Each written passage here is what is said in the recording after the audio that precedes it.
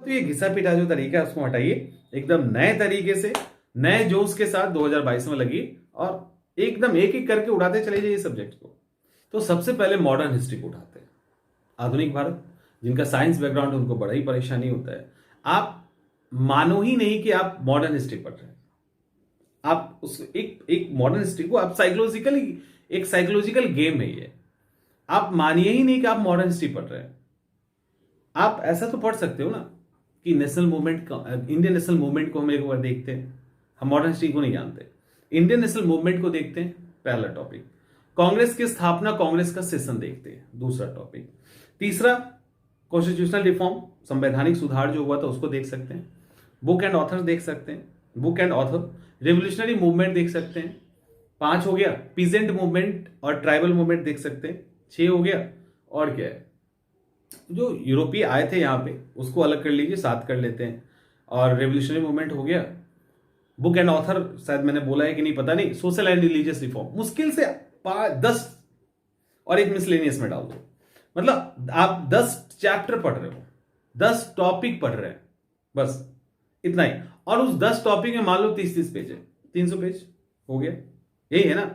लेकिन उस 300 पेज, मैं मान लेता हूं 300 पेज की किताब है, आप पढ़ सब रहे हो। आप में से कुछ लोग मैसेज कर देंगे, तुरंत मैसेज करेंगे, सुनेंगे कि नहीं सुनेंगे नहीं पता, तुरंत मैसेज करेंगे छोड़ा क्या है, बचा क्या है और पढ़ने के लिए। ठीक है, तो बचने कहां देना है, हमें तो और ज्यादा पढ़नी है, बचने नहीं देना है। लेकिन जो है उसको आसान करके पढ़ना है, जिसके कारण चीजें आसानी से समझ में आ जाए। अब है क्या कि मॉडर्न हिस्ट्री के अंदर ऐसा कोई भी नहीं है कि आप फर्स्ट पेज से उठा के लास्ट पेज तक पढ़िए।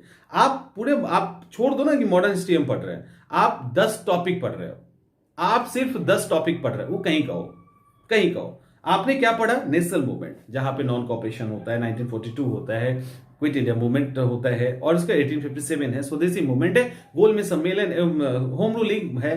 तो जो भी इस तरह के नेशनल मूवमेंट हुए हैं पढ़ लीजिए। गवर्नर जनरल और वायसराय के पीरियड में जो जो काम हुआ है अलग से कर लीजिए। जो भी संवैधानिक सुधार हुआ है उसको एक बार देख लीजिए। रिवोल्यूशनरी मूवमेंट को एक बार देख लो, कांग्रेस के सेशन से रिलेटेड फैक्ट्स एक बार देख लीजिए। देखो कितना आसान हो जाता है। सिर्फ आपकी दृष्टि और आपका तरीका, उसको देखने का तरीका और उसको सॉल्व करने का तरीका अलग हो गया, वो चीजें आसान हो जाएगी। और आप जानते भी हैं कि जो भी सक्सेसफुल होते हैं वो चीज वही करते हैं, तरीका अलग होता है। यही होता है ना। ऐसा थोड़ी कि किसी को 100 किलोमीटर की दौड़ लगानी है तो वो 100 उसकी वो अगर कोई और तरीका अपनाएगा तो वो 100 किलोमीटर 90 में बदल जाएगा, ऐसा नहीं होगा। वो 100 का 100 ही रहेगा, लेकिन उस दौड़ की स्ट्रैटेजी उसकी अलग होगी। किसी को अगर 6 पैक बनाना है तो उसको अगर उसके बॉडी में 10 केजी चर्बी है तो 10 केजी उसको बर्न करना है, तरीका अलग हो सकता है। किसी को बिजनेसमैन बनना है तो वो बिजनेसमैन ही बनना है, उसको 2 अरब कमाना है तो कमाना है, बट तरीके अलग अलग होते हैं। तो हम यहां पे उसी अलग तरीके की बात कर रहे हैं। ऐसा नहीं कि चैप्टर काट के फेंक देंगे, चैप्टर वही रहेगा, लेकिन उसको अलग तरीके से कैसे इंटरेस्टिंग बनाते हुए एकदम शॉर्ट टर्म टाइम में उसको हम लोग कैसे ठीक कर ले। और जैसे ही ये सेक्शन चैप्टर वाइज उसको तोड़ेंगे ना, 10, 12, 15 मैक्सिमम इतना निकलेगा, और उसमें आपका एंटायर मॉडर्न हिस्ट्री आ जाएगा। और वो मॉडर्न हिस्ट्री नहीं होगा, एक्चुअली वो टॉपिक होगा, और बहुत आसान हो जाएगा। उसके बाद आपको क्या लगेगा कि अच्छा आप रेवोल्यूशनरी मूवमेंट देख रहे हो, अच्छा आप नेशनल मूवमेंट देख रहे हैं, ओके नेशनल मूवमेंट में ये सारा हुआ था, इससे रिलेटेड क्वेश्चंस बना लिए, हो गया हटाओ। कांग्रेस सेशन को देख लिया, हो गया हटाओ। गवर्नर जनरल देख लिया, अच्छा इसको पढ़ लिया, ऐसे ऐसे कर लिया, हो गया, क्वेश्चन देख लिया, हो गया, बस हो गया, इतना ही। तो ज्योग्राफी में आइए, ज्योग्राफी में जब आएंगे तो क्यों पढ़ना है इंडियन ज्योग्राफी और वर्ल्ड ज्योग्राफी, अब इसको छोड़िए ना, आप सीधा उसको उठाइए, क्या माउंटेन, आप सीधे प्लेटो, प्लेन, जो भी घाटियां हैं, ट्रेंच है, ओसनिक करंट है, उसको उठाइए ना सीधा सीधा। वोल्केनो माउंटेन है, उसको उठाइए। ठीक है, जो भी इंटरनेशनल बॉर्डर शेयर करता है, जो भी स्ट्रेट है, जल संधि है, उसको उठा लो। एक दूसरे देश का बॉर्डर बांटने वाले को उठा लीजिए। तो इस तरह से वहां भी 10-12 टुकड़ा बनेगा, उसके अंदर इंडिया को भी डाल दीजिए, 10-12 टुकड़ा बनेगा। इंडिया में पहाड़, पठार, मैदान, नदी, रिवर भी, रिवर, ठीक है, जो भी घाटियां हैं वो आप कर लो, ट्रेंच कर लीजिए, ओशनिक करंट कर लीजिए, अगर ये सब पिक कर लीजिए, जो भी पासेस है उसको कर लो, क्या बचता है फिर ज्योग्राफी में? बताइए, कुछ बच रहा है तो? बाकी इकोनॉमिक ज्योग्राफी है, जो वो ज्योग्राफी है उसको इकोनॉमिक्स से पढ़ लो कि ज्योग्राफी में पढ़ लो, ज्यादा फर्क नहीं पड़ना है।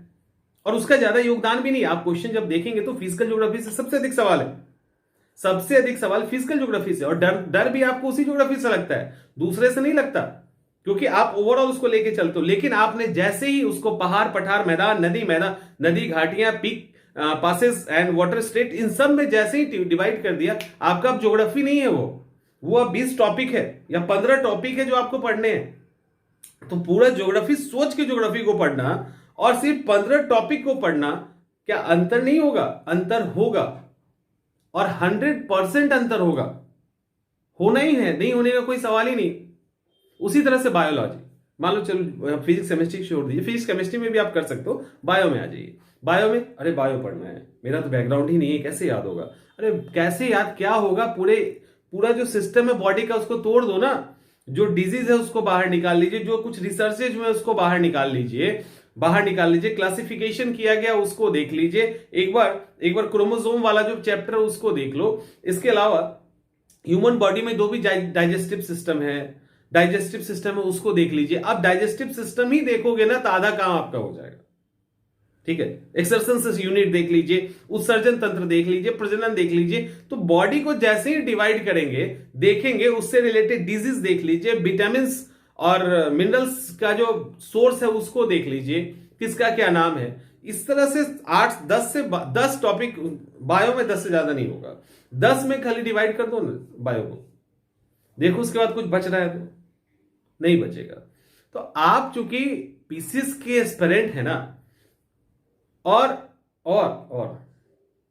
ये कॉमन मैन वाला काम जो है ना, वो उसको थोड़ा सा अवॉइड कीजिए, जिससे क्या होगा, चीजें इंटरेस्टिंग भी बनेंगी। क्योंकि घिसे पीटे तरीके तो कर ही रहे हो, तो घिसे पीटे तरीके से करेंगे तो मजा कहां से आएगा? नहीं आएगा। वो घिसा पिटा ही तरीका रहेगा, हमेशा बोरिंग ही रहेगा और पेज फाड़ने वाला काम चलता रहेगा। तो वो काम मत कीजिए, थोड़ा इंटरेस्टिंग चीजों को थोड़ा सा इंटरेस्टिंग बनाइए, और इंटरेस्टिंग अपने वे से बना लीजिए।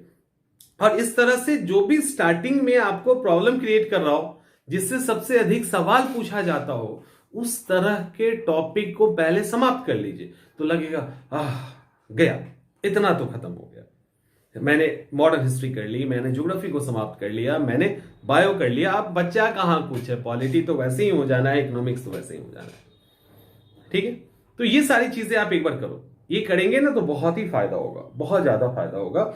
और टॉपिक में बांटिए, क्योंकि यूनिटी देख के बड़ा ही डर लगता है, लेकिन जैसे उसको तोड़ देते हैं बड़ा ही कमजोर लगने लगता है। तो कमजोर हो जाएगा, आप आराम से कर लेंगे। और ये तो करना है, और क्या करना है, यही नहीं करना है, ठीक है। तो आई थिंक समझ में आ गया होगा। तो ये घिसा पिटा जो तरीका है उसको हटाइए, एकदम नए तरीके से, नए जोश के साथ 2022 में लगी, और एकदम एक एक करके उड़ाते चले जाइए सब्जेक्ट को। मिलते हैं अगले वीडियो में।